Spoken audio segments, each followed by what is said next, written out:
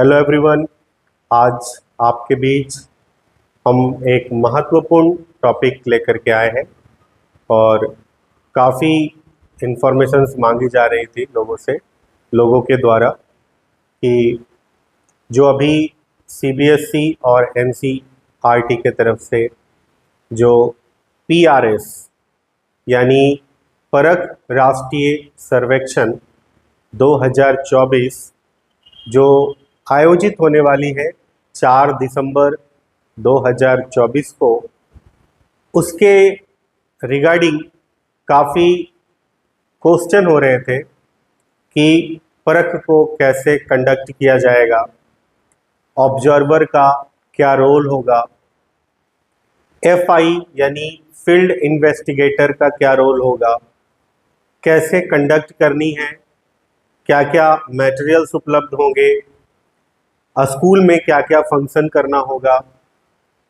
School के function करने के बाद स्कूल में जो सैम्पलिंग स्कूल होंगे या सैंपल स्कूल होंगे, वहाँ जाकर जो चीज़ें हम सर्वे में प्राप्त करेंगे उसको फिर कब और किस किस तरीके से हम सबमिट करेंगे। ये अलग अलग बहुत सारे प्रश्न पूछे जा रहे थे। आज उसी के संबंध में हम आपके सामने सारी जानकारी लेकर के उपस्थित हैं। आज हम आपको बताएंगे कि परख राष्ट्रीय सर्वेक्षण 2024 ये आयोजित जो किया जा रहा है, इसके आयोजन को या फिर इसके जो सारी जो प्रक्रियाएं हैं, उन प्रक्रियाओं को हम कैसे क्रियान्वित करेंगे, आज उसी के बारे में हम आपको बताएंगे। आज आपके सामने ये टॉपिक्स में आप देख रहे होंगे लिखा हुआ है परख राष्ट्रीय सर्वेक्षण 2024। ये पहले 2017 में नेशनल अचीवमेंट सर्वे के नाम से आयोजित हुआ था। फिर 2021 में भी ये नास के रूप में, नेशनल अचीवमेंट सर्वे के रूप में आयोजित हुआ था, लेकिन 2024 में इसके नामों में बदलाव किया गया और इसके नाम जो बदल करके रखे गए वो है परख राष्ट्रीय सर्वेक्षण 2024। इसमें आप जानते होंगे 2 कमेटी निर्धारित होती है। एक जो सीबीएसई नियुक्त करती है, जो कि जिला में एक डीएलसी होता है, डिस्ट्रिक्ट लेवल कोऑर्डिनेटर, जो सीबीएसई उसको नियुक्त करती है, और एक एनसीईआरटी परख है जो वो नियुक्त करते हैं और वो जिला के शिक्षा पदाधिकारी को नियुक्त किया जाता है। अर्थात एक जो डीएलसी होता है ना, डीएलसी परख एनसीईआरटी की तरफ से जो नियुक्त किया गया, वो डीईओ डिस्ट्रिक्ट एजुकेशन ऑफिसर, वही आपके डीएलसी परख माने जाएंगे। और डीएलसी सीबीएसई जो सीबीएसई नियुक्त करती है, वो CBSE affiliated school, government schools के जो प्रिंसिपल होते हैं उन्हीं को डीएलसी बनाया जाता है।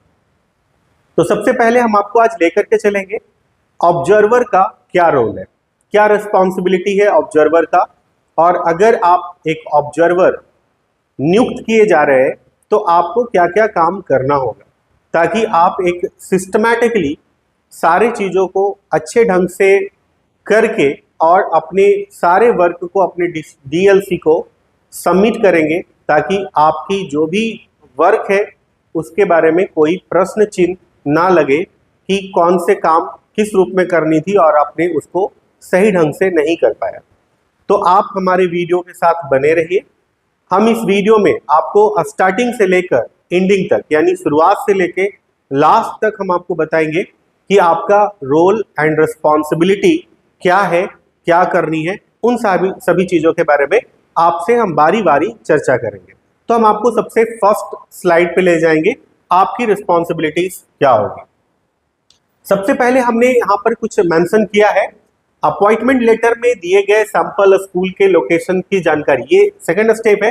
फर्स्ट स्टेप में आएंगे सभी ऑब्जर्वर अपॉइंटमेंट लेटर डीएलसी से प्राप्त करेंगे। डीएलसी मतलब वही हुआ जो डिस्ट्रिक्ट लेवल कोऑर्डिनेटर होता है, उनके द्वारा आप अपॉइंटमेंट लेटर वो आपको देंगे। एज ए ऑब्जर्वर आप फाइनलाइज किए जाएंगे, आपको अपॉइंटमेंट लेटर मिलेगा। वो अपॉइंटमेंट लेटर आपको प्राप्त करना है अपने डीएलसी से, यानी हर डिस्ट्रिक्ट में एक डीएलसी होता है डीएलसी सीबीएसई, और एक डीएलसी होता है एनसीईआरटी परख, जो कि हमने आपको बताया कि वो हमारे जिला के जिला शिक्षा पदाधिकारी अर्थात डिस्ट्रिक्ट एजुकेशन ऑफिसर्स होते हैं। तो सबसे पहले आप अपॉइंटमेंट लेटर प्राप्त करिएगा डीएलसी से, जिसमें आपके फोटोग्राफ्स लगे रहेंगे, आपका सैंपल स्कूल रहेगा कि कहाँ जाकर आपको सर्वेक्षण करनी है, प्लस उस स्कूल का यूडास कोड होगा और उस स्कूल के प्रिंसिपल का मोबाइल नंबर और उस स्कूल में कौन सा सर्वेक्षण करनी है। आपको जानकारी के लिए हम बता दें कि ये जो परख राष्ट्रीय सर्वेक्षण की जा रही है ये सिर्फ 3 ग्रेड के लिए की जा रही है, ग्रेड 3, ग्रेड 6 और ग्रेड 9। लेकिन सभी स्कूलों में सभी ग्रेड की सर्वेक्षण नहीं करनी है। इसका जो फाइनल किया गया है कि कौन से स्कूल में कौन से ग्रेड की सर्वेक्षण होगी, ये सीबीएसई और एनसीईआरटी के कोऑर्डिनेशन से फाइनल हुआ है और उसका लिस्ट डीएलसी को दिया गया कि कौन से स्कूल में कौन सा सर्वेक्षण किया जाना है। तो यहाँ पर क्या है कि आपके अपॉइंटमेंट लेटर में ये मेंशन रहेगा कि आपको कौन कौन से ग्रेड की सर्वेक्षण कौन से सैंपल स्कूल में करनी है, उसको आप सबसे पहले देख लीजिएगा। आपके उस अपॉइंटमेंट लेटर में एक एफआई होगा जिसको हम लोग फील्ड इन्वेस्टिगेटर कहते हैं। इसका जो फाइनल यानी इसका जो नियुक्ति जो है इसका एफआई का, ये एफआई का नियुक्ति करने का काम करते हैं डीईओ या फिर डाइट, जो हर जिले में एक प्रशिक्षण केंद्र होते हैं शिक्षकों के लिए, टीचिंग के लिए। तो उसके जो डाइट के प्रिंसिपल होते हैं वो एफआई को नियुक्त करते हैं और एफआई वही होते हैं जो प्रशिक्षु होते हैं या फिर जो अपना शिक्षा प्राप्त कर रहे हैं, डीएलएड करने वाले विद्यार्थी, वो खास करके इसमें शामिल होते हैं और उन्हीं को एफआई नियुक्त किया जाता है डीईओ अर्थात डिस्ट्रिक्ट एजुकेशन ऑफिसर के तरफ से। तो उनका नाम और रोल नंबर आपको वहां पर मेंशन मिलेगा। सबसे पहले अभी यहाँ पर आप लोग देखेंगे नंबर 2 में अपॉइंटमेंट लेटर में दिए गए सैंपल स्कूल के लोकेशन की जानकारी अच्छी तरह प्राप्त कर ले। सबसे पहले आपको यहाँ पर दिख रहा होगा कि कौन से स्कूल आपको मिले हैं, कहाँ सैंपलिंग करनी है आपको, वो स्कूल का लोकेशन देख लीजिए, एड्रेस मेंशन होगा, पता कर लीजिए कि वो कहाँ पर है और उसके जाने आने का वे क्या होगा, हम कैसे वहां तक आसानी से समय के अनुसार जो फिक्स किया गया है समय उसके अकॉर्डिंग हम वहां पर पहुंच सकते हैं, ये जानकारी प्राप्त कर लीजिएगा। तीसरे में है सैंपल स्कूल के प्राचार्य से बात करके यह सूचित करें कि 4 दिसंबर 2024 को आप उनके स्कूल में ऑब्जर्वर की भूमिका में पीआरएस परख राष्ट्रीय सर्वेक्षण 2024 को आयोजित करने के लिए सुबह 9:30 बजे पहुंचने वाले हैं। ये आपको इन्फॉर्म करना है। आपका जो ऑब्जर्वर लेटर होगा उसमें आपका प्रिंसिपल का नंबर होगा, आप उन प्रिंसिपल के नंबर पे फोन लगाएंगे, आप उनको इन्फॉर्म करेंगे कि सर मैं आपके स्कूल में एज ए ऑब्जर्वर नियुक्त हुआ हूं परख या पीआरएस यानी परख राष्ट्रीय सर्वेक्षण 2024 को आयोजित करने के लिए। तो हम 9:30 बजे आपके विद्यालय पहुंच जाएंगे। आप भी ससमय कोशिश कीजिएगा उपस्थित रहने के लिए ताकि हम इन क्रिया को सही ढंग से क्रियान्वित कर सकें। ये इन्फॉर्मेशन आपको देना है क्योंकि 9:30 बजे आप पहुंचेंगे, 10 बजे से आपको बाकी की प्रक्रिया है जो हम आगे बताने वाले हैं उसको आपको करना है। 11 बजे से आपका सर्वेक्षण शुरू हो जाना है क्योंकि 11 बजे सीबीएसई और एनसीईआरटी की तरफ से ये समय दिया गया है कि 11 बजे से इस प्रक्रिया को कंप्लीट करना है यानी शुरू करना है। ये चीजें हैं। तो ये आपको यहाँ तक है कि आप स्कूल पहुंच गए, सॉरी आपको अपॉइंटमेंट लेटर मिल गया, आप प्रिंसिपल से बात कर लिए, उनको इन्फॉर्म कर दिए कि 4 दिसंबर को आप सारे स्टूडेंट्स की उपस्थिति रखिएगा क्योंकि आपका स्कूल में सर्वेक्षण होना है। वो सारे बच्चे को उपस्थित रखेंगे, आप भी समय से पहुंचेंगे और उनके उसके बाद का जो प्रक्रिया होगा आपको क्या करना है वो हम लोग आगे देखते हैं कि आगे की प्रक्रिया में क्या करना है। नंबर 4 में यहाँ पर मेंशन किए हम सैंपल स्कूल पहुंचकर प्राचार्य को अपना ऑब्जर्वर अपॉइंटमेंट लेटर दिखाएं। यानी आप जब वहां जाएंगे जिस स्कूल में आपको सर्वेक्षण करने के लिए डीएलसी जो नियुक्त किए हैं उस स्कूल में जाएंगे, प्रिंसिपल के पास जाएंगे और आपको जो ऑब्जर्वर का अपॉइंटमेंट लेटर दिया गया है उनको जाकर दिखाना है या देना है कि सर मैं एज ए ऑब्जर्वर आपके यहाँ पीआरएस परख राष्ट्रीय सर्वेक्षण आयोजित करने आया हूँ। वो डीएलसी प्राचार्य को देना है, जो सैंपल स्कूल आपको डीएलसी के द्वारा प्रोवाइड किया गया है। उसके बाद आगे का प्रोसेस में क्या करेंगे आप?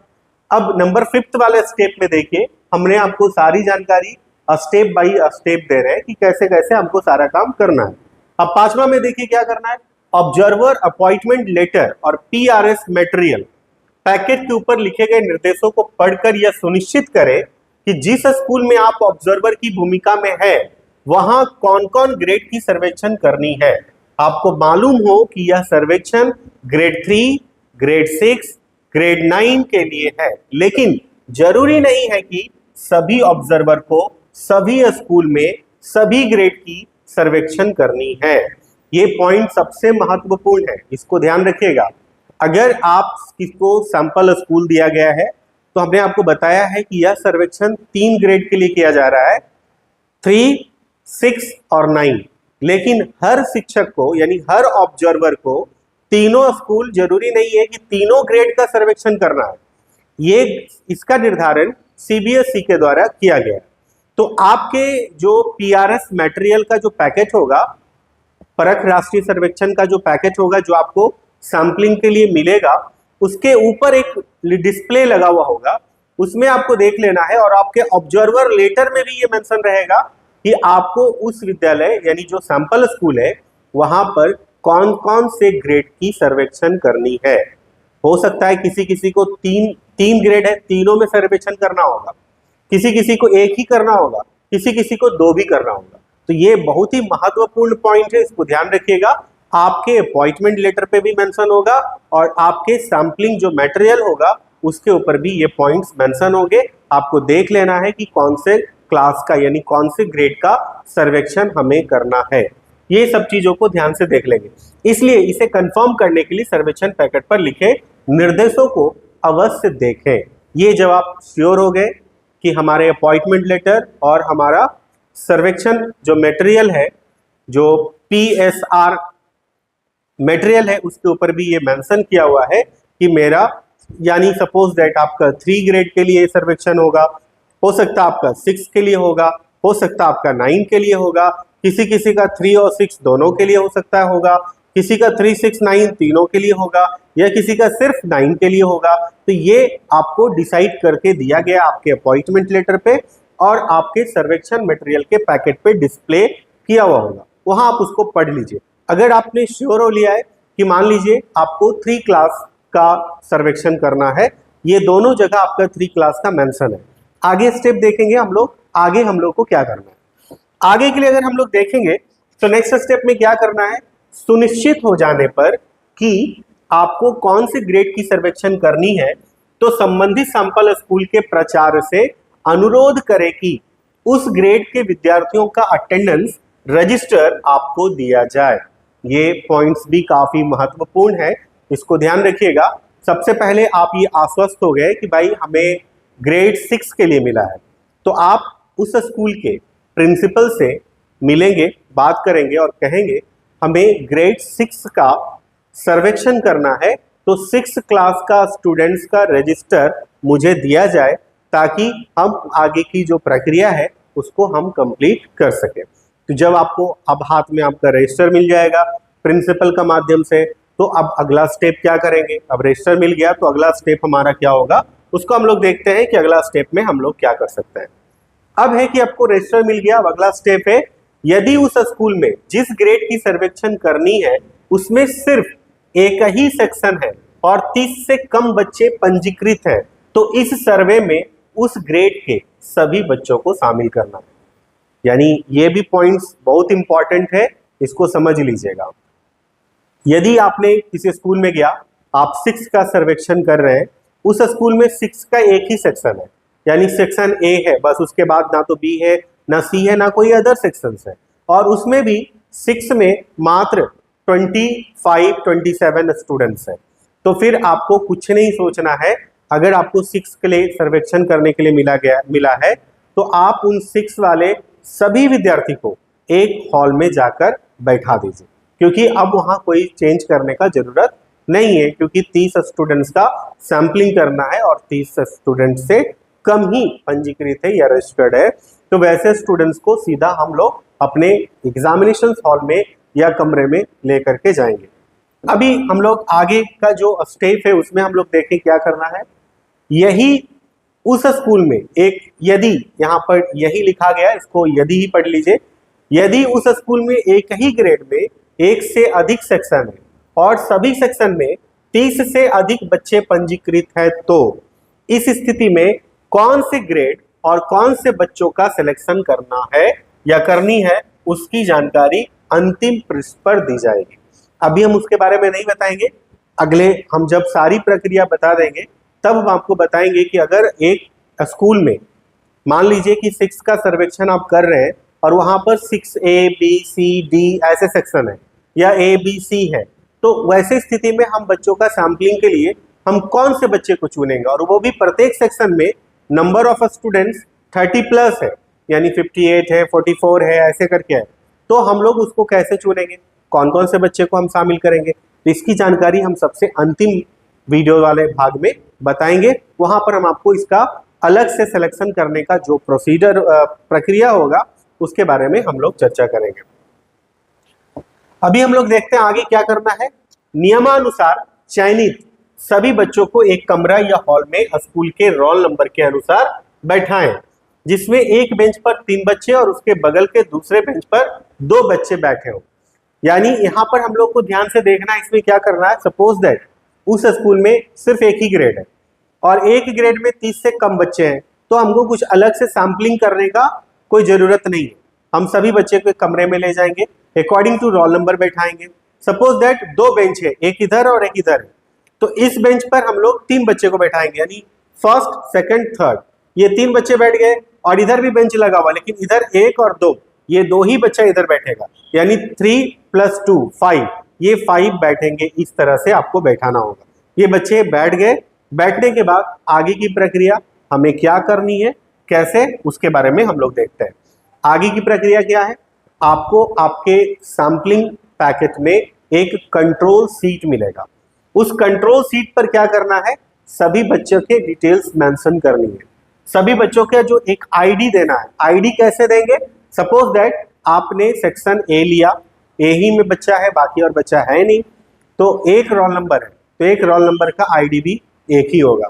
तो आईडी में 1 लिखना है और बच्चे का नाम लिखना है, बच्चे का जो और डिटेल्स होगा, उसका क्लास का जो रोल नंबर है जो उसके रजिस्टर पे मेंशन होगा, उस रोल नंबर को भी उसमें मेंशन करना है, ताकि उसका कंट्रोल सीट में सारा डिटेल्स कंप्लीट हो सके। तो आपको इस तरह से कंट्रोल सीट के डिटेल्स में देखेंगे। कंट्रोल सीट पर सभी बच्चों का एक आईडी देकर सभी डिटेल्स भरनी है। हम लोग सारे डिटेल्स उसके कंप्लीट कर लेंगे। उसके बाद क्या करना है, अब स्टेप नंबर 11 में हम लोग देखते हैं कि आगे और क्या करना है।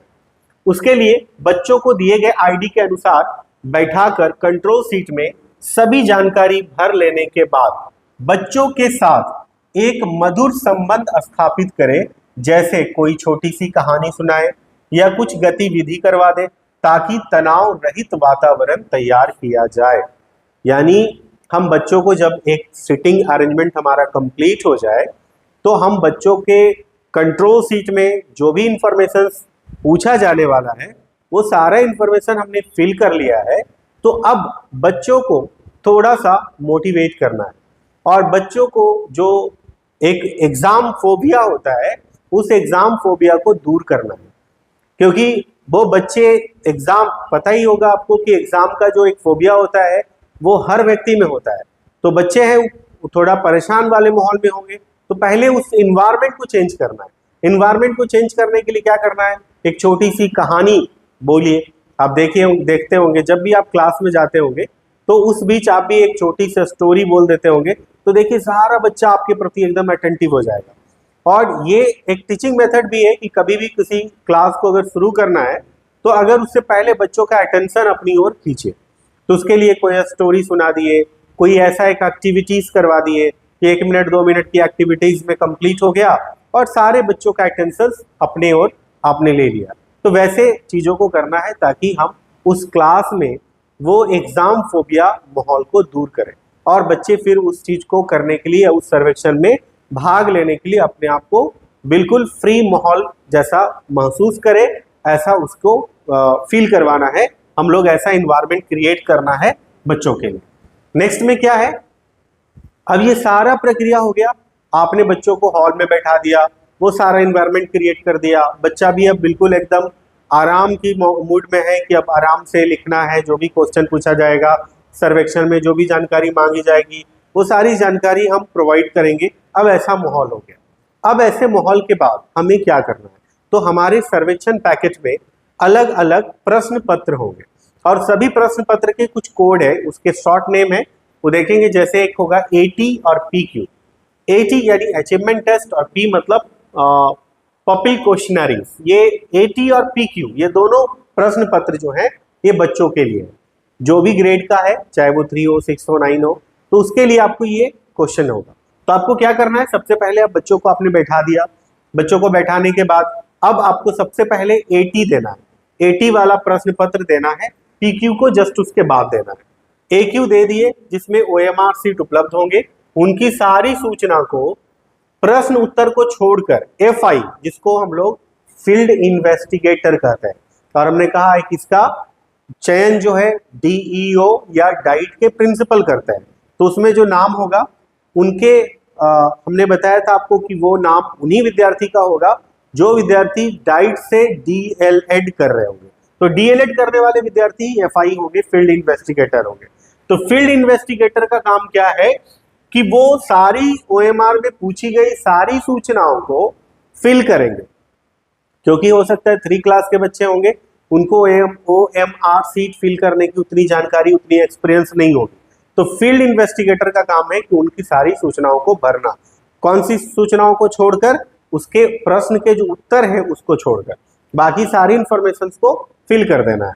अगर वैसी स्थिति में क्या है कि अगर FI अनुपस्थित है, क्योंकि आपके जहां पर सैम्पलिंग है वहां पर एज ए ऑब्जर्वर आप है और एक आपके साथ FI है, अगर आपको 1 ग्रेड मिला है तो FI 1 होंगे, अगर 2 ग्रेड मिला है यानी 3 और 6 दोनों मिला है तो 2 आपका FI होंगे, और अगर 3 मिला है 3, 6, 9 तीनों के लिए तो 3 FI होंगे। तो सपोज दैट आपको 1 ही मिला है 6 क्लास के लिए तो आपके FI भी 1 ही होंगे, और सपोज दैट वो FI आपके एब्सेंट है तो FI का भी वर्क अब जो भी है वो सारा का सारा वर्क ऑब्जर्वर के द्वारा होगा। यहाँ पर हमने मेंशन किया है अनुपस्थित रहते हैं तो उस स्थिति में यह कार्य ऑब्जर्वर के द्वारा किया जाएगा। यानी FI का जो काम था कि OMR सीट को फिल करना, बच्चों के सारे इंफॉर्मेशन को पूछकर भरना और उसके आंसर के लिए उसको छोड़ना ताकि वो आंसर खुद कर सके। उसके बाद प्रश्न पत्र को लेकर FI जो है फील्ड इन्वेस्टिगेटर वो एक एक प्रश्न पत्र को आराम से पढ़ेंगे, विद्यार्थी को प्रश्न का जो मैटर है उसको अंडरस्टैंडिंग करवाएंगे, समझाएंगे, फिर वो उन सारे चीजों को समझेंगे और समझ करके बच्चे अपने उत्तर अपने OMR सीट में मेंशन करेंगे। ये काम बच्चों का होगा। लेकिन अगर FI नहीं है तो ये प्रश्न पत्र को भी पढ़ने का काम ऑब्जर्वर के द्वारा किया जाएगा। ऑब्जर्वर इस प्रश्न को पढ़ेंगे और बच्चे उसके उत्तर अपने OMR सीट में मेंशन करेंगे। इस तरह से आपका AT कंप्लीट हो गया। AT जैसे ही कंप्लीट हो जाता है फिर आपको क्या देना है, PQ देना है, जो बच्चों के लिए दूसरा प्रश्न पत्र है वो देना है।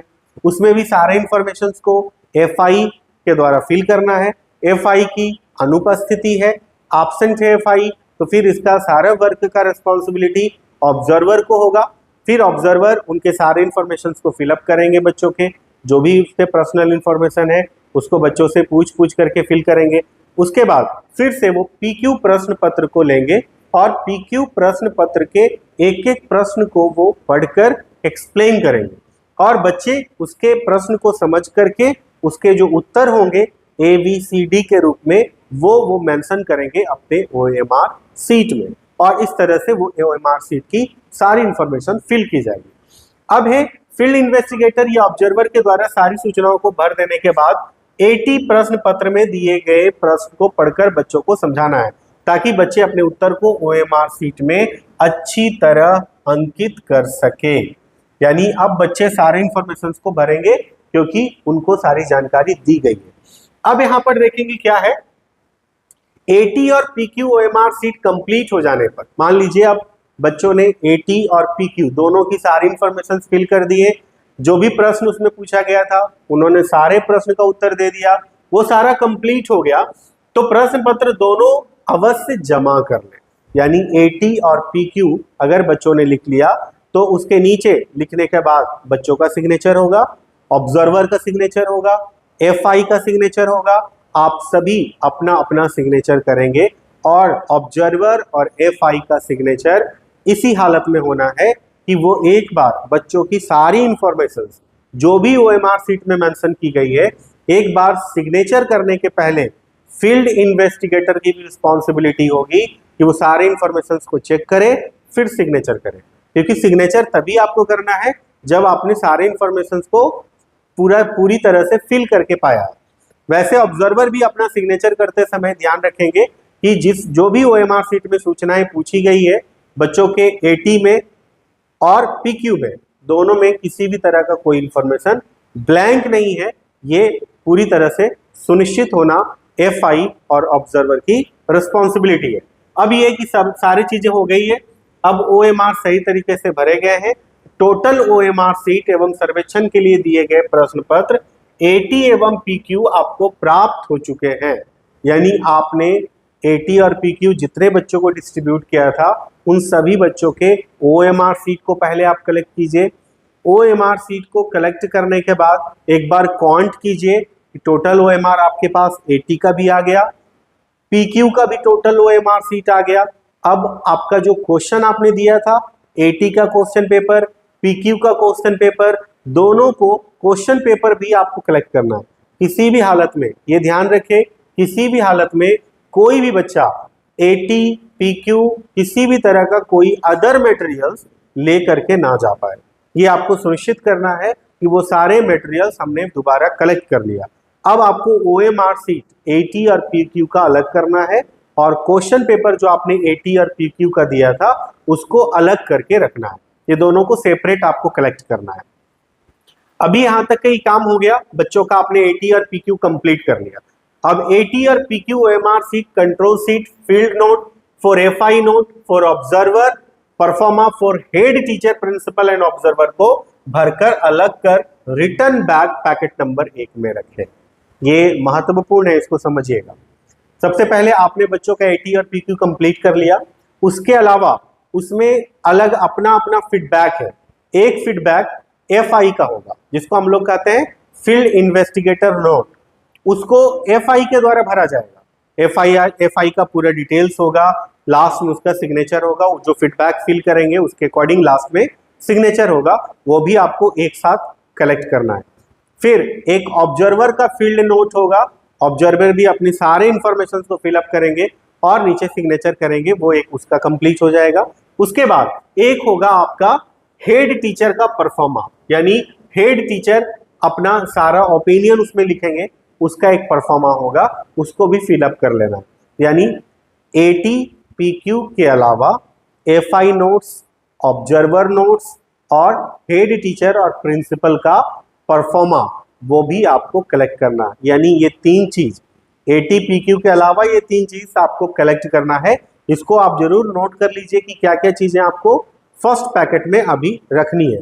ये सारा चीज कंप्लीट हो गया। अब क्या है, एटी और पीक्यू सर्वेक्षण के लिए इस्तेमाल किए गए बचे हुए प्रश्न पत्र को used plus unused assessment booklets and other survey material को पैकेट नंबर 2 में रखें।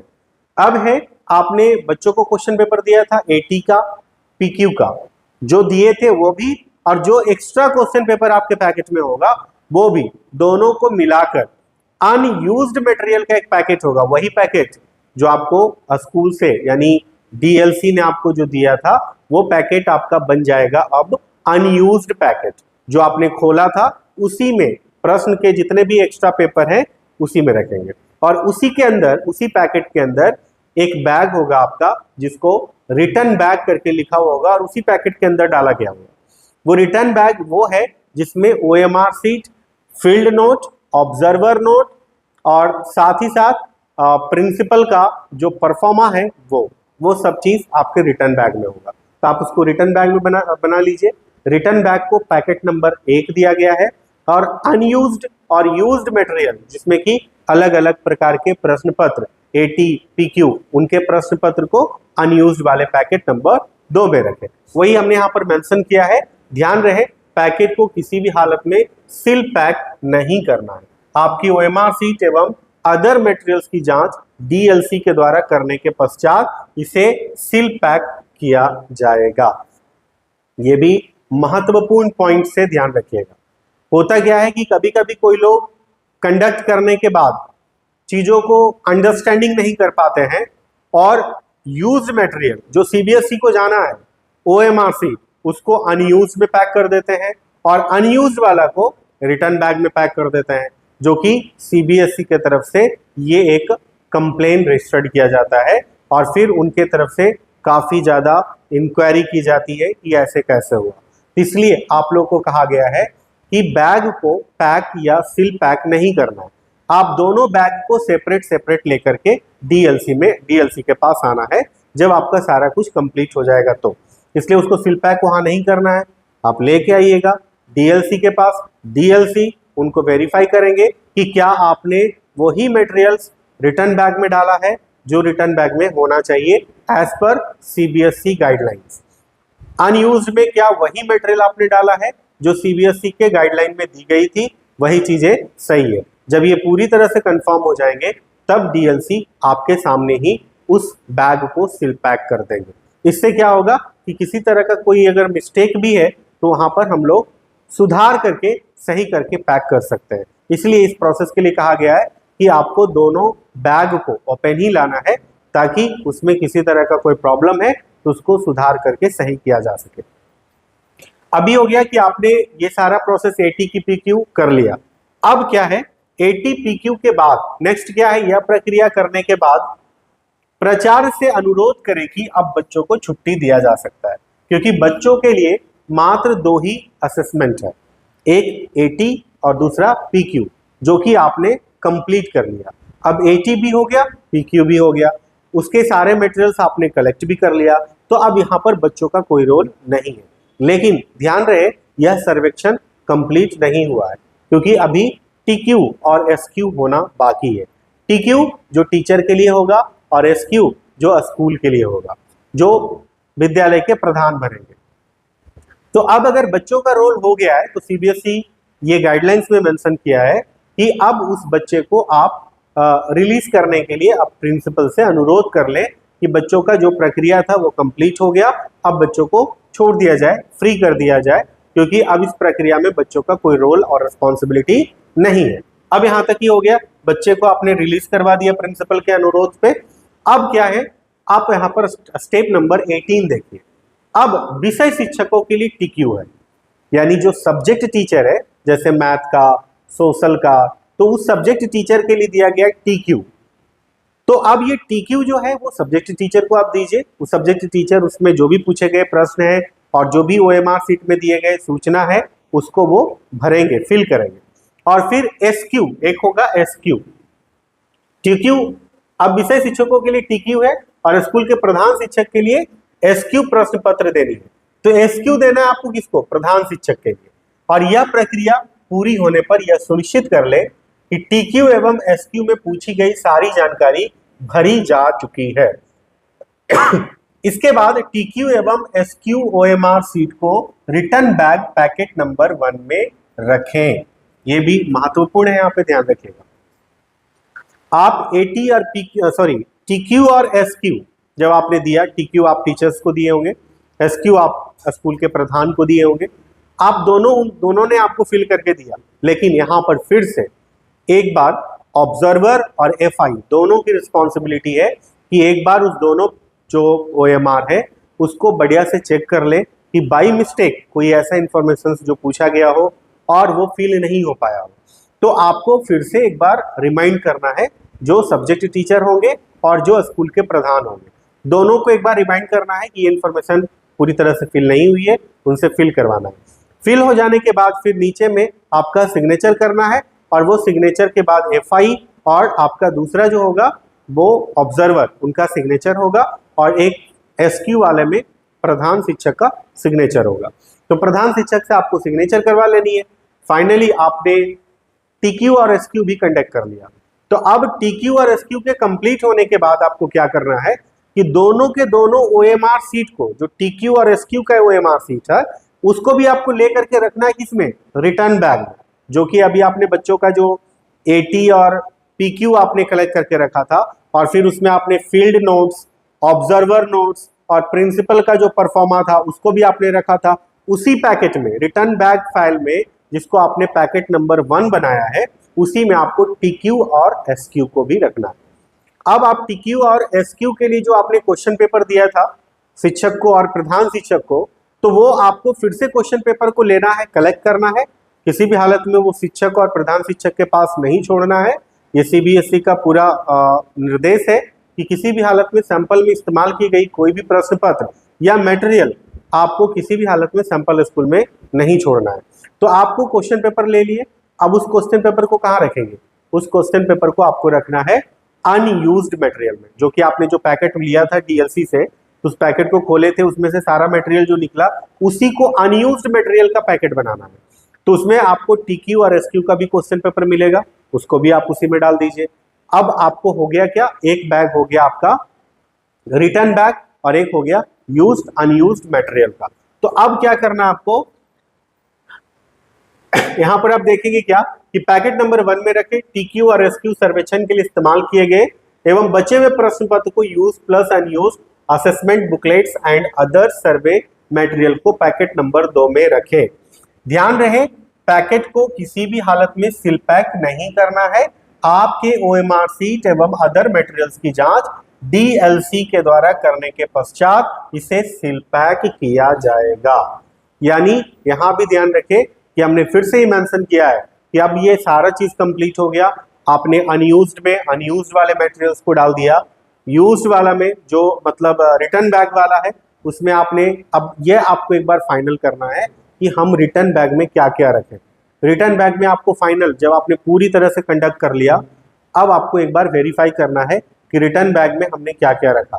रिटर्न बैग में क्या क्या रखना है आप लोग एक बार उसको जरूर अपने पेन एंड पेपर पे नोट कर लीजिएगा, पेन से अपने पेपर पे कि क्या क्या रखनी है। आपके रिटर्न बैग में क्या क्या होना चाहिए। रिटर्न बैग में आपका होना चाहिए 80, जो आपने बच्चों को टेस्ट करवाया था उसका 80, उसका ओएमआर सीट, फिर पीक्यू जो कि आपने बच्चों को सेकंड जो क्वेश्चन दिया था पीक्यू, उसका ओएमआर सीट, फिर उसके बाद टीक्यू जो कि आपने टीचर्स को दिया था, सब्जेक्ट टीचर्स को, उनका ओएमआर सीट होना चाहिए, फिर एसक्यू जो कि आपने प्रिंसिपल्स को दिया था, उनका ओएमआर सीट होना चाहिए। उसके बाद फील्ड नोट्स होगा एफआई का, उसको आपको उसी में डालना होगा। ऑब्जर्वर का फील्ड नोट्स होगा, उसको भी उसी में डालना होगा। प्रिंसिपल का एक परफॉर्मा होगा जो उसमें उनका फीडबैक लिया गया है, वो उसको भी आपको रिटर्न बैग में डालना है। यानी इतना सारा चीज रिटर्न बैग में रहेगा। अब अनयूज्ड और यूज्ड मटेरियल को पैकेट नंबर 2 में क्या क्या रखेंगे, तो हमने 80 के लिए जो प्रश्न दिए थे और जो बच गया था उसको रिटर्न बैग नंबर 2, जिसमें यूज प्लस अनयूज मटेरियल को रखेंगे। जो क्वेश्चन हमने बच्चों को दिया था फिर रिटर्न लिया था उसको भी हम अनयूज्ड और यूज्ड मटेरियल के रूप में जो सेकंड पैकेज नंबर 2 है उसमें रखेंगे। फिर आपने टीचर को और प्रिंसिपल को क्वेश्चन दिया था और जो बच गया था वो भी सारा क्वेश्चन को उसी वाला पैकेट में रखेंगे, पैकेट नंबर 2 में। और कुछ field notes, observer notes, pro forma हो सकता है एक्स्ट्रा दिया होगा, उसको भी आपको use plus unused packet number 2 में रखना है। यानी पैकेट नंबर 1 में क्या क्या रखना है ये आपको क्लियर हो गया, पैकेट नंबर 2 में क्या क्या रखना है वो भी आपको याद हो गया। अब ये दोनों पैकेट को किसी भी हालत में पैक नहीं करना है, जैसा कि हम पहले भी आपको बताएं कि दोनों पैकेट को वेरिफिकेशन किया जाएगा डीएलसी के द्वारा, और डीएलसी के वेरिफिकेशन करने के बाद आपके समझ ही उस पैकेट को पैक किया जाएगा, फिर सील किया जाएगा, ताकि किसी भी तरह का कोई मिस्टेक का गुंजाइश नहीं हो। अगर बाई मिस्टेक आपसे कुछ मिस्टेक हो भी गया हो तो हम लोग उसको सुधार सकते हैं, इसीलिए उसको पैक करने की बात नहीं कही गई है। अभी यहां पर हम लोग देखेंगे क्या, ध्यान में रहे, सर्वेक्षण होने के पश्चात किसी भी प्रकार का प्रश्न पत्र एवं अदर मटेरियल सैंपल स्कूल में नहीं छोड़ना है। हमने आपको जैसा बताया कि किसी भी हालत में सैंपल पेपर का कोई मटेरियल्स, नोट्स, कोई भी परफॉर्मा, क्वेश्चन पेपर किसी भी हालत में सैंपल स्कूल में ना छूटे, या परीक्षा के कंप्लीट या सर्वेक्षण करने के पश्चात एक बार आप यह सुनिश्चित कर लें कि हम किसी भी प्रकार का कोई नोट्स या किसी भी प्रकार का परफॉर्मा, किसी भी प्रकार का प्रश्न पत्र हमने नहीं छोड़ा है। उसका सुनिश्चित करने के बाद आप एक बार देख लें और फिर आप यूज्ड अनयूज्ड मटेरियल वाली चीजों को अपने पास प्राप्त कर लें। अब देखेंगे सर्वेक्षण पूरा होने पर दोनों पैकेट को डीएलसी सेंटर जैसा कि आपको पता है शेखपुरा जिला का जो डीएलसी सेंटर है वो आपका ज्ञान निकेतन रेसिडेंशियल स्कूल बरबीघा जो रेफरल हॉस्पिटल के पीछे है, बिहाइंड रेफरल हॉस्पिटल बरबीघा में लाकर जमा करना है। जांच करने के पश्चात आपके पैकेट को सील पैक किया जाएगा। जब वेरीफाई हो जाएगा आपके पैकेट को सील पैक किया जाएगा। अभी हम लोग देखेंगे नेक्स्ट प्रोसीजर क्या करना है हम लोगों को। सभी कार्य को विधिवत करने के पश्चात ही पीआरएस 2024 रेम्युनरेशन के लिए आपके डिटेल्स सीबीएसई को भेजे जाएंगे। ये सीबीएसई का भी निर्देश है कि जो भी ऑब्जर्वर सही ढंग से सभी कार्य को कर लेते हैं तब उनका रेम्युनरेशन के लिए प्रोसेस करें। इसलिए हम सभी ऑब्जर्वर की रिस्पॉन्सिबिलिटी है कि हम लोग जो भी निर्देश दिए गए हैं सीबीएसई के, उन सारे निर्देशों को अच्छे तरीके से पालन करते हुए हम जो भी काम है उन सभी कार्य को सही ढंग से करें, ताकि हमारे कार्य के प्रति किसी भी तरह का कोई प्रश्न चिन्ह ना लगाया जाए। तो ये चीज़ों को ध्यान रखना है और इस चीज़ों को कहीं भी कोई कंफ्यूजन है तो अभी हम लोग ही एक ऑनलाइन वीडियो के माध्यम से, मीटिंग के माध्यम से हम लोग सारे इन्फॉर्मेशन को आप तक पहुंचा रहे हैं। फिर हम लोग का एक ऑफलाइन मीटिंग है 3 दिसंबर को, जो कि आपके समझ फिर से जानकारी दी जाएगी। आपको वहां पर किसी तरह का कोई प्रश्न हो, किसी तरह का कोई क्वेरी हो तो आप जरूर उस दिन इसके बारे में पूछ सकते हैं। अब एक सारा चीज हो गया, आपने सबमिशन कर लिया, वेरिफिकेशन हो गया। अब हमने आपको पिछले वाले प्रोसेस में बताया था कि आपको अगर एक स्कूल में एक से अधिक सेक्शन है और उस सेक्शन में हम बच्चों को कैसे लेंगे, उसमें बच्चों की संख्या भी अधिक है, तो उसका यहाँ पर प्रोसेस करने का एक तरीका सीबीएसई ने बताया है। इसको रैंडम सैम्पलिंग कहते हैं। यानी यदि उस स्कूल में पार्टिकुलर ग्रेड में एक से अधिक सेक्शन और सभी सेक्शन में 30 से अधिक बच्चे हैं तो उसका सिलेक्शन निम्नलिखित तरीके से करेंगे। सबसे पहले सैंपल स्कूल का पिन कोड देखेंगे, उसका पिन कोड क्या है। जैसे उदाहरण के लिए उस स्कूल का पिन कोड यदि 110097 है तो उसको इस प्रकार जोड़े 11009 + 7 आता है 18। फिर 18 को 1 + 8 करके हम लोग एक रैंडम नंबर प्राप्त करेंगे 9। अब 9 करने के लिए हम लोग क्या प्रोसीजर करेंगे, यहाँ पर हम लोग इस इमेज के माध्यम से देख सकते हैं। सपोज दैट 3 सेक्शन है किसी स्कूल में, तो पहला स्टेप हमने गया तो बी आया, दूसरा स्टेप में हमारा सी आया, तीसरा स्टेप में फिर ए आया। फिर हमने आगे किया इस तरह से प्रोसेस करके 9 स्टेप, क्योंकि हमें रैंडम नंबर 9 प्राप्त हुआ इसलिए हमने 9 स्टेप कंप्लीट किया। 9 स्टेप में मुझे फाइनल मिला सेक्शन का जो सिलेक्शन मेरे तरफ से किया गया, इस प्रक्रिया के द्वारा वो सेक्शन ए प्राप्त हुआ। तो इस माध्यम से हमने सेक्शन ए को प्राप्त कर लिया कि कौन सा सेक्शन का हमें सैंपल करनी है। तो ये सेक्शन का सिलेक्शन हो गया। अब सेक्शन के सिलेक्शन के बाद क्या करना है, इस तरह से सेक्शन ए प्राप्त हुआ। यदि सेक्शन ए में या सेक्शन में 30 विद्यार्थी या उससे कम है तो उन सभी 30 विद्यार्थी को इस सर्वेक्षण में शामिल कर लेना है। लेकिन यदि 30 से अधिक विद्यार्थी है तो उसका सिलेक्शन निम्नलिखित फॉर्मूला द्वारा करना है। जैसे सैम्पलिंग इंटरवल्स एसआई को हम कैसे करेंगे, तो total number of students enrolled in sample section और class in the school by 30। यानी यदि उस वर्ग में कुल नामांकित छात्र की संख्या 58 है तो हम कैसे करेंगे, सैम्पलिंग इंटरवल एसआई बराबर हम इसको डिवाइड कर लेंगे। तो जैसे 58/30, जैसे यहाँ 58 है तो हम 58/30 करेंगे तो हमें मिलेगा 1.93, यानी राउंड करेंगे तो हम लोग को मिलेगा 2। उसी प्रकार अगर किसी क्लास में सेक्शन में छात्र की संख्या 44 है तो हम लोग सैम्पलिंग इंटरवल एसआई निकालने के लिए क्या करेंगे, इसको डिवाइड देंगे, यानी 44/30 करेंगे तो हमें मिलेगा 1.46, यानी राउंड में करेंगे तो 1, क्योंकि पॉइंट के बाद 46 है। तो ये हमारा 1 प्राप्त हो गया। अब स्कूल पिन कोड के माध्यम से जो रैंडम नंबर प्राप्त हुआ था उसी के माध्यम से हम 30 बच्चों का सिलेक्शन करेंगे। यदि 58 है तो पिन कोड के अनुसार रैंडम नंबर 9 प्राप्त हुआ था, इसलिए रोल नंबर 9 वाले विद्यार्थी को रोल नंबर 11 को कंट्रोल सीट में अंकित करें। यानी पहला जो रोल नंबर हम लोग लेंगे वो 9 लेंगे, यानी सपोज दैट सेक्शन ए में, तो सेक्शन ए में पहला रोल नंबर वाला विद्यार्थी कौन चुनाएगा, जिसका रोल नंबर 1 है।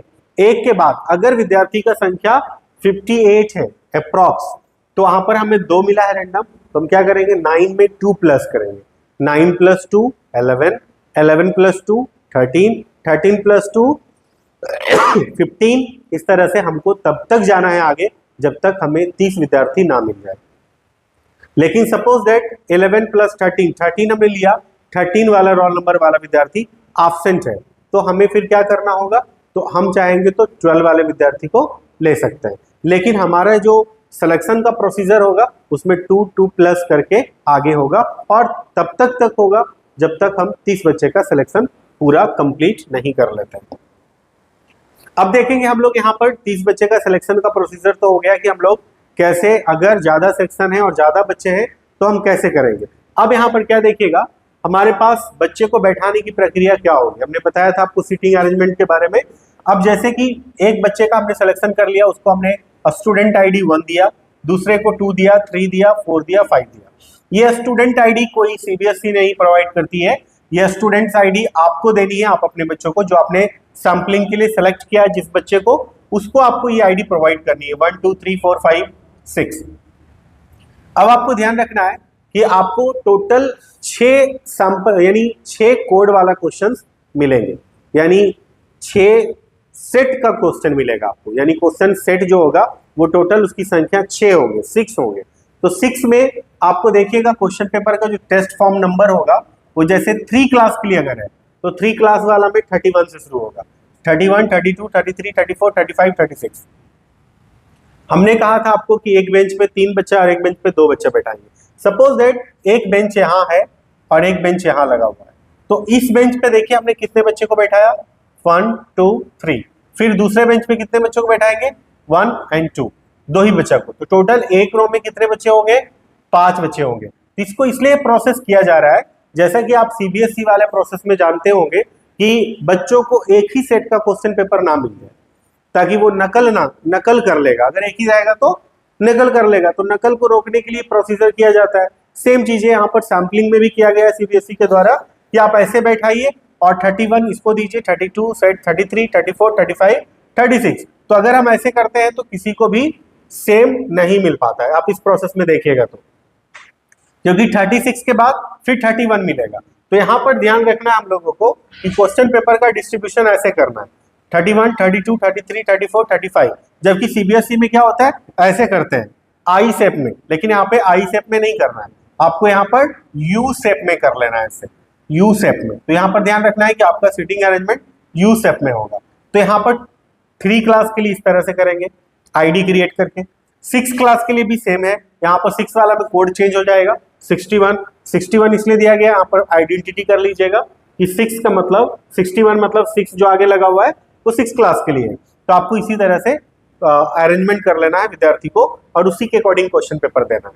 अब 9 क्लास के लिए देखिए सेम चीजें हैं, 9 क्लास के लिए भी आपको सीटिंग अरेंजमेंट वैसे ही करना है, लेकिन क्वेश्चन पेपर वहां होगा 91 से शुरू होगा, 91 से लेके 96 तक होगा, और फिर से 91 से आपका नहीं, इसमें जो प्रोसीजर है ध्यान रखिएगा, इसमें आपको टोटल सेक्शन ज्यादा मिलेगा। यहाँ 1 2 3 4 5 6 7 8 टोटल 8 सेट मिलेंगे 9 क्लास के लिए, जिसमें 91 92 93 94 95 96 97 98 मिलेंगे। फिर आप अगले बच्चों को आप 91 से दीजिए, फिर 92 से दीजिए, फिर इस तरह से आपका कंटिन्यूसली चलेगा। तो सेम आपका 3 6 और 9 इसके लिए सीटिंग अरेंजमेंट इसी प्रकार से होगा। अब सीटिंग अरेंजमेंट के बाद आप देखेंगे सामने आपका ये कंट्रोल सीट है, यही कंट्रोल सीट का ये नमूना पत्र है जो आपके सामने प्रदर्शित है। इसमें देखेंगे स्टूडेंट्स ID लिखने का कॉलम दिया गया है। तो स्टूडेंट्स ID में क्या लिखेगा, वही 1 2 3 4 5 जो आपको अभी बताया गया था, और 80 बुकलेट नंबर। 80 बुकलेट नंबर मतलब जो बच्चों के लिए 80 बुक था, अचीवमेंट टेस्ट के लिए जो क्वेश्चन था उसी का वो नंबर यहाँ पर मेंशन करना है। PQ का बुकलेट नंबर मेंशन करना है। उसके बाद बुकलेट सेट लिखना है कि बुकलेट सेट क्या था, जैसा कि हमने आपको बताया अभी इसके पहले वाले सेटअप में स्लाइड में, जिसमें लिखा हुआ था 3 के लिए 31 से शुरू हो रहा था, 6 के लिए 61 से शुरू हो रहा था, 9 के लिए 91 से शुरू हो रहा था। तो आपको यहाँ पर बुकलेट सेट लिखना है। फिर यहाँ पर बच्चों का नाम लिखना है, जो बच्चे का नाम है रजिस्टर पे, अटेंडेंस रजिस्टर पे वो बच्चे का नाम लिख देना है। ये नाम कैपिटल लेटर में लिखिएगा, ध्यान रखिएगा। स्कूल का एक्चुअल रोल नंबर, जो उसके अटेंडेंस रजिस्टर पे रोल नंबर है, वो मेंशन करना है। रिमार्क्स में कोई रिमार्क्स है तो आपको यहाँ पर लिखना है, अन्यथा ब्लैंक छोड़ देना है। अब यहाँ पर देखिएगा क्या है, TQ booklet number, SQ booklet number. यानी टीक्यू मतलब जो टीचर, सब्जेक्ट टीचर होगा उसका बुकलेट नंबर, और एसक्यू मतलब स्कूल का बुकलेट नंबर, वो मेंशन करना है। टेस्ट स्टार्ट टाइम, 11 बजे से ये टेस्ट स्टार्टिंग का टाइमिंग है, इसको हम लोग ध्यान से यहाँ पर मेंशन कर लेंगे। और टेस्ट का एंडिंग टाइमिंग वो आप यहाँ पर मेंशन कर देंगे। अब यहाँ पर ऑब्जर्वर का नेम एंड सिग्नेचर, ऑब्जर्वर अपना नाम लिखेंगे, साइन करेंगे। Field investigator name and signature, field investigator अपना नाम और सिग्नेचर करेंगे। School head name and signature, जिस स्कूल में आप सैंपलिंग करने के लिए गए हैं वहां पर उनके हेड का नाम क्या है, यानी प्रिंसिपल का नाम क्या है, उनका नाम और उनका सिग्नेचर करना है। ये कंट्रोल सीट होगा, ये कंप्लीट। इसमें है number of students in the sample, यानी आपने नंबर ऑफ स्टूडेंट्स कितना पार्टिसिपेट करवाया था, तो यहाँ पर आपको वो फिल करना है और उसको सामने भी कलर करना है। तो कंट्रोल सीट का फिलिंग प्रोसेस कंप्लीट हो जाएगा। अब देखेंगे बच्चों को 80 मिलता है, 80। अब 80 में क्या क्या ऑप्शन मिलेगा, बच्चों का एज क्या है, बच्चों का हाइट क्या है, बच्चों का वेट क्या है, बच्चों का सोशल ग्रुप क्या है, बच्चे का स्टूडेंट्स जेंडर क्या है, उसका CWSN यानी चाइल्ड विथ स्पेशल नीड, इसको CWSN कहते हैं, उसमें वो क्या है, किस कैटेगरी वाला बच्चा है, उसके लिए भी यहाँ पर कॉलम दिया गया है, उसको आपको फिल करना है। फिर बच्चों का यहाँ पर उसका रिस्पॉन्स जो आंसर होगा उसको फिल करने का एरिया दिया गया है। अब उसके बाद दिया गया signature of observer, signature of field investigator और सिग्नेचर ऑफ स्टूडेंट्स। और सभी का नीचे में नाम लिखने के लिए, नाम लिखने के लिए कैपिटल में लिखना है। सिग्नेचर जो होगा वो रनिंग राइटिंग में होगा। बच्चों को थोड़ा इसके बारे में जानकारी आप जरूर दे दीजिएगा। अब आके देखेंगे यहाँ पर पीक्यू।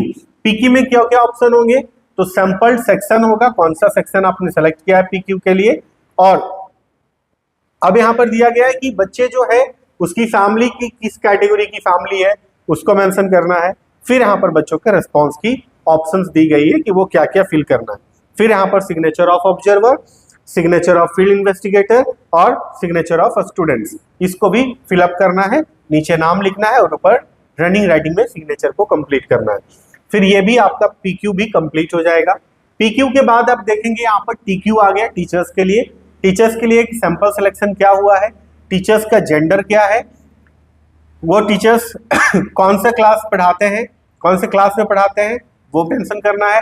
टीचर्स का एज क्या है, टीचर का एक्सपीरियंस क्या है, और नेशनल टीचर कोड, यानी एक अभी जानते होंगे कि NTC यानी नेशनल टीचर कोड, यानी एक कोड जनरेट हुआ है टीचर का। तो बहुत सारे लोगों को पता होगा कि कोड क्या है, या हो सकता है उनका जनरेट नहीं हुआ या मालूम नहीं है, तो इस कॉलम को आप ब्लैंक छोड़ दीजिएगा। अगर है पता तो आप फिल कीजिएगा, नहीं पता है उनको बोलिएगा कि ब्लैंक छोड़ दीजिएगा अगर नहीं पता है। टीचर क्वेश्चनरी रिस्पॉन्सेज जो है यहाँ पे अपना टीचर रिस्पॉन्स देंगे, जो भी उनसे क्वेरी किया गया, पूछा गया प्रश्न है उसके बारे में। फिर नीचे सिग्नेचर है, signature of observer, signature observer के नीचे में ऑब्जर्वर अपना नाम लिखेंगे। Signature of field investigator, field investigator अपना नाम लिखेंगे। सिग्नेचर ऑफ टीचर, जो टीचर होंगे जो इसको फिल कर रहे हैं वो अपना साइन करेंगे और नीचे नाम भी लिखेंगे। ये हो गया आपका टीक्यू। टीक्यू के बाद हम लोग देखते हैं आपका यहाँ पर आएगा एसक्यू। एसक्यू जो है वो आपके स्कूल के प्रधान शिक्षक के द्वारा भरा जाएगा। उसमें क्या क्या इंफॉर्मेशन है, सैंपल का क्लास, यानी हमने आपको बताया कि 3 ग्रेड होगा टेस्ट, यानी सर्वेक्षण में टोटल 3 ग्रेड होगा। आपका एक ग्रेड हो गया 3, दूसरा 6 और तीसरा 9। तो इसमें कौन कौन सा ग्रेड उस स्कूल को दिया गया था वो फिल करेंगे यहाँ पर। अटेंडेंस क्लास 3, टोटल इनरोलमेंट कितना है और बच्चों ने कितना पार्टिसिपेट किया। फिर अटेंडेंस 6 में देखेंगे टोटल इनरोलमेंट कितना है और पार्टिसिपेशन कितना है। तो यहाँ पर क्या है कि जिस स्कूल में जो ग्रेड के लिए मिला है उसी का डिटेल्स यहाँ पर प्रधान को भरना है। ये अगर आपसे वो क्वेरी करेंगे तो आप यहाँ पर जानकारी दे सकते हैं कि अगर आपका 3 का मिला है तो 3 का इनरोलमेंट कितना है और पार्टिसिपेशन कितना है वो दे दीजिए। और अगर 6 में नहीं मिला है तो 6 में इनरोलमेंट कितना है वो दे दीजिए, पार्टिसिपेशन में ब्लैंक रहेगा, पार्टिसिपेशन में कुछ फिलअप नहीं होगा। उसी तरह से अटेंडेंस में अटेंडेंस फिल कर देना है, टोटल कितना है 9 का, लेकिन पार्टिसिपेशन अगर 9 को नहीं दिया गया है CBSE की तरफ से तो इसको कोई फिलअप करने की जरूरत नहीं होगी। फिर यहाँ पर सारा रिस्पॉन्स भरेंगे स्कूल के जो प्रधान होंगे उसको फिलअप करेंगे। फिर सिग्नेचर ऑफ ऑब्जर्वर, ऑब्जर्वर अपना साइन करेंगे, यहाँ नाम लिखेंगे। फील्ड इन्वेस्टिगेटर साइन करेंगे, नाम लिखेंगे। Signature of school head and principal, यहाँ नाम लिखेंगे और यहाँ पर साइन करेंगे। ये एसक्यू का फॉर्मेट है जो कि इस तरह से फिल होंगे। अब एसक्यू के बाद का जो प्रक्रिया है वो हम लोग यहाँ पर देखेंगे कि क्या क्या प्रक्रिया को हम लोग कर सकते हैं। अब यहाँ पर हम लोग देखेंगे यही है आपका रिटर्न बैग, जिसमें कि हमने आपको बताया था कि रिटर्न बैग में आपको क्या क्या करना है। तो रिटर्न बैग में आपको करना है AT, PQ, TQ, SQ, ये 4 तरह का तो OMR होगा। प्लस इसके बाद आपको क्या करना है, इसके बाद आपको फील्ड नोट्स करना है। जैसा कि हमने आपको बताया था कि आपका एक FI का जो नोट्स होगा वो, ऑब्जर्वर का जो नोट्स होगा वो, ऑब्जर्वर के नोट्स के बाद स्कूल का जो परफॉर्मा होगा उसको फिल करना है। फिर उसके बाद का जो प्रक्रिया है, जो नोट्स के साथ साथ जो बाकी के जो पार्ट्स होंगे उसको आपको साथ साथ में लेकर के रखना है। अभी हम लोग देखेंगे कि जो बैग है उस बैग में क्या क्या है। ये देखिएगा OMR रिटर्न बैग है, यही आपको उसके पैकेट के अंदर में मिलेगा। इसमें आपको करना क्या है, इसमें आपको बैग में सारा इंफॉर्मेशन को फिलअप करना है और इसी में OMR सीट और FI का नोट्स, ऑब्जर्वर नोट्स और स्कूल के प्रिंसिपल का परफॉर्मा, उन सभी चीजों को आपको कंप्लीट करके रखनी है। ये बैग वाला काम हो गया। बैग के बाद आपको एक परफॉर्मा मिलेगा, पैकिंग इंस्ट्रक्शंस। ये पैकिंग इंस्ट्रक्शंस में जो भी इंफॉर्मेशन पूछा गया है उन सारे इंफॉर्मेशन को आपको फिलअप कर करके देना है। नीचे सिग्नेचर का ऑप्शन होगा, नीचे साइन करके प्रोवाइड करना है। इसके बाद आपको सारी चीजें कंप्लीट हो गई और इन सभी चीजों के साथ ये भी एक परफॉर्मा है, इसको भी फिलअप करना है, फिलअप कर करके आपको देना है। यानी सारे परफॉर्मा जितने भी है वो रिटर्न बैग में ही जाएगा। साथ ही साथ जितने OMR सीट है वो भी आपका एक ही साथ में यहाँ पर आएंगे। तो आपको इन सारे चीजों को ध्यान से कर करके सब कुछ सबमिट करके ला करके देना होगा DLC के पास। DLC के पास आने के बाद फिर DLC वेरीफाई करेंगे। वेरीफाई करने के बाद आपका सारा इंफॉर्मेशन को कलेक्ट करके वो फिर हम लोग यहाँ से जो CBSE की तरफ से जो रिप्रेजेंटेटिव आएंगे, बोर्ड रिप्रेजेंटेटिव, उन बोर्ड रिप्रेजेंटेटिव को हम लोग सारा चीज अकॉर्डिंग टू CBSE के गाइडलाइंस और NCERT के गाइडलाइंस के अकॉर्डिंग हम लोग सारे चीज़ों को पैक करके प्रोवाइड कर देंगे। तो आप लोग आई होप इन सारे इंफॉर्मेशंस को समझे होंगे, और अगर नहीं समझे तो वीडियो को फिर से आप रिपीट करके देख लीजिए ताकि कोई भी इंफॉर्मेशन आपके लिए इनकम्प्लीट ना हो। क्योंकि अगर आपके पास सूचना कंप्लीट नहीं रहेगी तो आपके तरफ से गलती होने की पॉसिबिलिटी अधिक होगी। इसलिए आप लोग इस वीडियो को 1, 2, 3 बार जरूर देख लीजिए और फिर 3 दिसंबर को जो आयोजित होने वाली है ऑफलाइन ट्रेनिंग, उस ट्रेनिंग में भी आपको सारी जानकारी दी जाएगी। आप इसके माध्यम से अगर कोई क्वेरी है, कोई क्वेश्चन है तो आप उसको नोट करके रखेंगे ताकि आपको उस ट्रेनिंग के दिन जो भी कुछ पूछना है आप पूछ करके अपने मन में जो प्रश्न है, जो कमी है जिसके बारे में आपने समझ नहीं पाया होगा या फिर आपको लगा होगा कि ये इन्फॉर्मेशन छूट गया है बताने के लिए, तो आप उनको पूछेंगे, आपको वो सारी जानकारी दी जाएगी। आई होप आपके लिए एक महत्वपूर्ण सूचना होगी और आपको ये जरूर आगे PRS परख राष्ट्रीय सर्वेक्षण 2024 को आयोजित करने में ये आपको काफ़ी मदद करेंगी। सारे इन्फॉर्मेशन आपके लिए ज़्यादा बेटर साबित होंगे। सभी के लिए आप लोग सभी को स्वस्थ रहें और आई होप आप इन सारे प्रोजेक्ट को, ये सारे जो आयोजन है उसको सही ढंग से क्रियान्वित करें, सही ढंग से कंप्लीट करें। बेस्ट विशेस आप लोग।